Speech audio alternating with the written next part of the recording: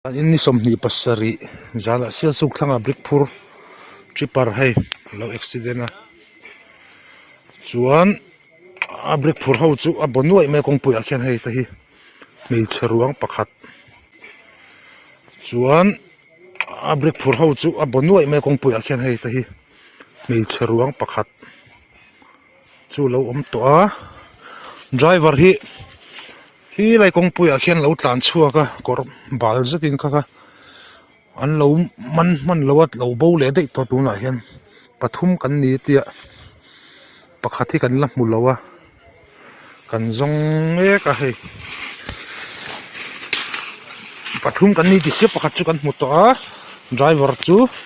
atlan chuak ta atlan vo ta chuan vai nia midang pakhat chu hadimen pakhat kan na zong ani hi hei a cheng reng khop mai a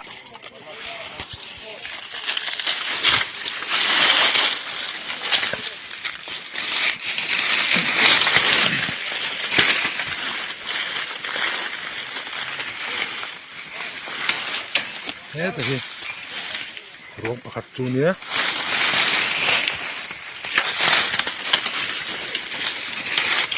motor number te hi lang lo ni mo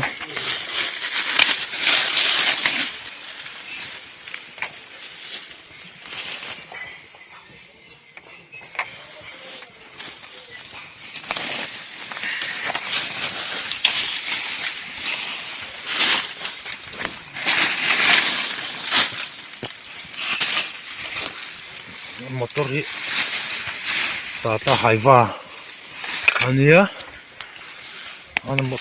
motor number plate hi om lo tlat ma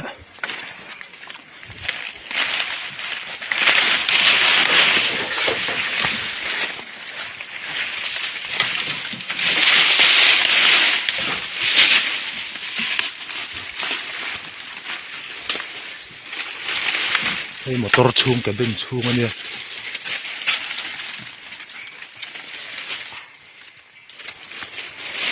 cheng mai du tok phot ang